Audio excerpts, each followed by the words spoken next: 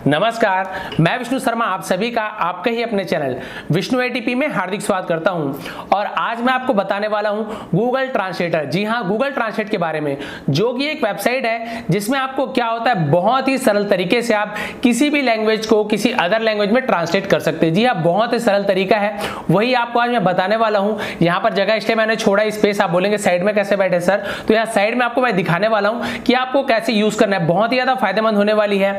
यदि आप इंग्लिश सीखना चाहते हैं या फिर हिंदी भी सीखना चाहते हैं तो बहुत ही ज्यादा फायदेमंद है, क्योंकि आप कोई से भी जो लैंग्वेज है, कोई सा भी वर्ड है, उसका आप ट्रांसलेट दूसरे वर्ड में या दूसरे लैंग्वेज में आप उसका वर्ड का जो है ट्रांसलेट आप कर सकते हैं बहुत ही आसानी से। यदि आप इंग्लिश सीखना चाहते हैं तो आप आसानी से उसमें हिंदी के वर्ड्स लिख के या हिंदी के वाक्य लिख के, सेंटेंस लिख के आप उसका ट्रांसलेट इंग्लिश में आसानी से कर सकते हैं केवल एक क्लिक में। और यदि आप इंग्लिश टू हिंदी करना चाहते हैं तो भी बहुत ईजी हो जाएगा। आप इंग्लिश में कुछ लिखा हुआ है, कहीं पर आपको उसे समझ नहीं आ रहा है, ठीक से पढ़ नहीं पा रहे हैं, या फिर आपके लिए बहुत ही नया शब्द है, नया वाक्य है और आप उसका इंग्लिश में ट्रांसलेट नहीं कर पा रहे हैं, तो आपको किसी के पास जाने की जरूरत नहीं। यदि आपके पास मोबाइल है, नेट है, तो आप आसानी से एक बार में आप ट्रांसलेट कर सकते हैं। कैसे करना है स्टेप बाय स्टेप पूरा बताने वाला हूं, आप लास्ट तक के देखेंगे। बहुत ज्यादा आसानी होने वाली है आपको इंग्लिश सीखने में भी। और नए नए शब्द आप यदि कहीं पे पढ़ रहे हैं, बुक हो गया, कहीं सुने हैं, तो आप उसे नोट करके लिखते जाइए और आराम से उसी समय आप उसकी मीनिंग वहां पर जान सकते हैं गूगल ट्रांसलेट के थ्रू। चाहे हिंदी टू इंग्लिश हो, चाहे इंग्लिश टू हिंदी, या फिर कोई अदर लैंग्वेज हो, तो भी कैसे सीखते हैं, कैसे करते हैं, कैसे आपको सीखना है, वो सभी आपको बताने वाला हूं। तो चलिए आज की वीडियो हम स्टार्ट करते हैं। तो अब हम आ गए अपने मोबाइल स्क्रीन पर और यहाँ पर आपको देखना है क्रोम ब्राउजर। जी, आपके मोबाइल पर क्रोम ब्राउजर तो होगा ही बाय डिफॉल्ट। यदि आपको नहीं मिलता है तो आप प्ले स्टोर से उसे डाउनलोड कर सकते हैं, बहुत ही इजी है।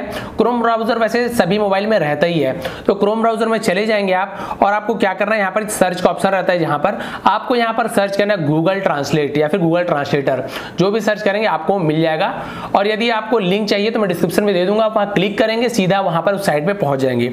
आप यहाँ पर लिखेंगे गूगल और उसके बाद आपको लिखना है यहाँ पे, देखिए ट्रांसलेट, गूगल ट्रांसलेट। तो देखिए यहाँ पर आपको दिख रहा हो गूगल ट्रांसलेट लिखा हुआ है यहाँ पर .com करके।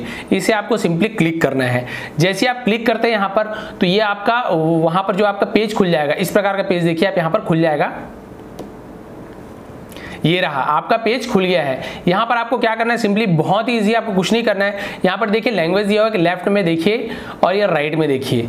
यहाँ पर आपको दो लैंग्वेज दिया हुआ है, आपको यहाँ से लैंग्वेज चेंज करना है। आपको किस लैंग्वेज से किस लैंग्वेज में चेंज करना है, ये आपको यहाँ पर ध्यान देना है। जैसे कि मान लीजिए हमें करना है हिंदी टू इंग्लिश। मान लीजिए हमें कोई हिंदी का शब्द है, हम हिंदी में बोल रहे हैं, हम चाहते हैं कि इसका इंग्लिश में हमें पता चले इसका मीनिंग क्या होता है। तो सबसे पहले आपको कुछ छोटे छोटे वर्ड लिख के दिखा रहा हूँ, उसका एक सेंटेंस भी लिख के दिखाऊंगा, बहुत ईजी है। तो आपको क्या करना है, लेफ्ट में जाना है यहाँ पर और आपको यहाँ पे लैंग्वेज चुनना है। तो जैसे हमारी लैंग्वेज है हिंदी, हम हिंदी से चुनना चाहते हैं, आपकी जो लैंग्वेज है आप उससे भी चुन सकते हैं। हमने यहाँ पर किया हिंदी और यहाँ पर आपको इंग्लिश चुनना है, तो इंग्लिश यहाँ पर चुना हुआ है, और नहीं तो आप यहाँ से सर्च करके इंग्लिश यहाँ पर चुन लेंगे। अब देखिए यहाँ पे लिखा हुआ है लेफ्ट में हिंदी और यहाँ पर इंग्लिश, तो हिंदी टू इंग्लिश, इसका मतलब होता है हिंदी से इंग्लिश में।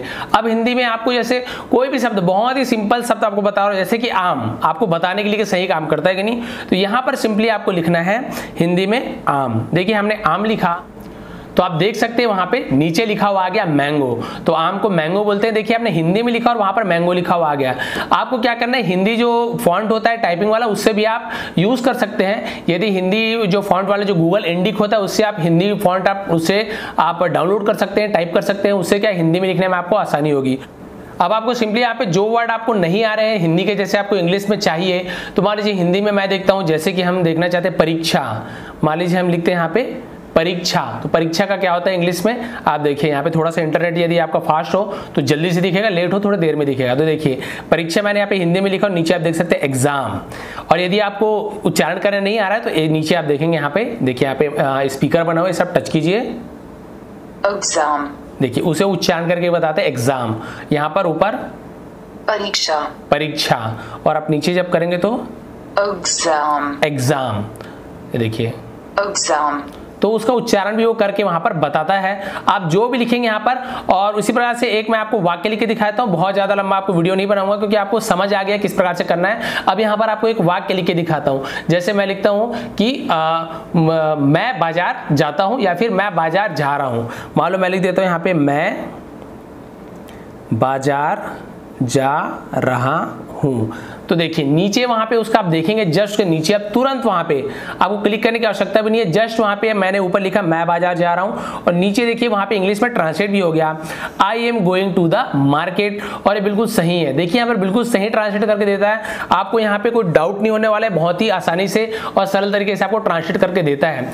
उसी प्रकार से आप समझ गए हिंदी में आप कुछ भी लिखेंगे तो वहां पर वो ट्रांसलेट करके दे दे। जैसे वहां पे लिखता हूं मान लीजिए कि तुम बहुत अच्छे हो, तुम बहुत अच्छे हो, तो वहां पर देखिए नीचे लिखा हुआ है you are very good, you are very good, यानी कि तुम बहुत अच्छे हो। इसका उच्चारण भी आप सुन सकते हैं, You are very good. You are very good. अब इसे आपको क्या करना है, यहाँ से कॉपी करना है। यहाँ पर देखिए आप यहाँ पे कॉपी का निशान बना हुआ है मार्क, यहाँ पे आइकॉन को आप टच करना है, देखिए कॉपी हो गया, देखिए ट्रांसलेट कॉपी, और इसे आप सिंपली जाएंगे व्हाट्सएप हो गया, फिर जहाँ पर भी आपको पेस्ट करना है वहाँ पे जाके आप पेस्ट कर देंगे तो ये लिखा हुआ वहाँ पर आ जाएगा, आपको बार बार इसे टाइप करने की जरूरत नहीं है। तो इस प्रकार से बहुत सारे कहीं पे लंबे लंबे इंग्लिश में कहीं पे सेंटेंस लिखे हुए हैं तो आप सिंपली कॉपी करिए वहाँ से, यहाँ पर लाके आप पेस्ट कर देंगे तो इसका क्या करेगा वहाँ पे इसका ट्रांसलेट करके आपको दे देगा। बहुत सारे ऐसे शब्द इसके सही उच्चारण नहीं कर पाता है, क्योंकि क्या होता है हम लोग लिखते थोड़ा अलग टाइप से हैं, हम लोग को लिखने का थोड़ा तरीका अलग है, बोलने का तरीका अलग है, हम उस टाइप से लिख देते हैं तो क्या होता है कई बार बहुत सही से नहीं लेता है, लेकिन ज्यादातर समय में बिल्कुल सही आपको आंसर बताता है। लेकिन हाँ यदि आप एक वर्ड लिखते हैं, आप एक शब्द लिखते हैं तो मान के लिए 99% आपका हमेशा सही होगा।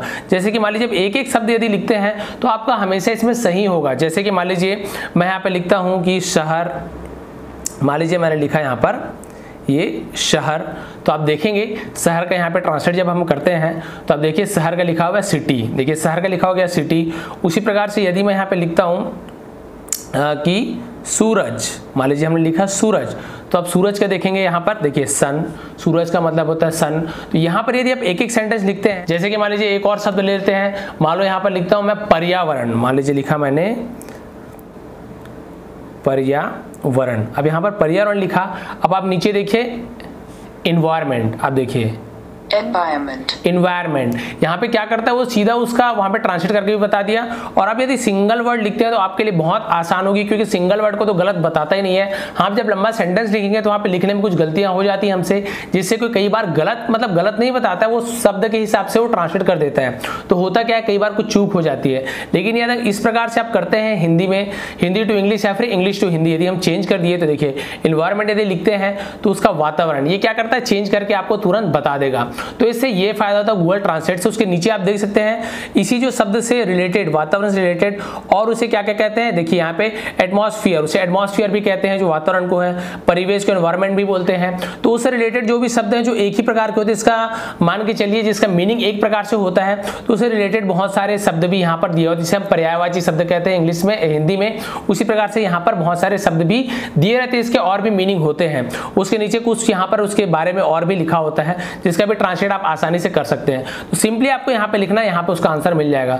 तो इससे अच्छी आपके लिए बात क्या हो सकती है, जो आप केवल एक क्लिक करें और आपको कोई भी चीज का मीनिंग आपको पता चल जाए, चाहे हिंदी टू इंग्लिश हो, चाहे इंग्लिश टू हिंदी हो, चाहे कोई भी लैंग्वेज में हो। तो ये बहुत ही अच्छा और बहुत ही मान के चल सकते हैं, ये आपके लिए 100% सही मानिए, क्योंकि ये गूगल का बनाया हुआ है। तो ये जरूरी नहीं कि यहाँ पर आपको गलत सूचना मिले, गलत जानकारी मिले, जानकारी यहाँ पे सही मिलती है। होता क्या हमें लिखने में कुछ गलतियां हो जाती है, या फिर हमारे हिंदी भाषा में कुछ चीज को हम अलग चीज से बोलते हैं, तो उससे होता क्या है जो एक्चुअल में जो हमें लिखना चाहिए वो लिख नहीं पाते और गलत यहाँ पे ट्रांसलेट हो जाता है। लेकिन यदि एक शब्द लिखते हैं, कोई भी एक वर्ड लिखते हैं हम, तो वो गलत होगा ही नहीं, वहां पर तो हम जो वर्ड है उसका नाम है वही लिखेंगे हम, तो वहां पर एक्चुअल में उसका जो मीनिंग होता है उसे वो बता देता है और बहुत ही आसानी से आप समझ सकते हैं। तो आप बताएंगे आज की क्लास कैसे लगी, आपको बहुत ज्यादा फायदा होने वाला है इससे।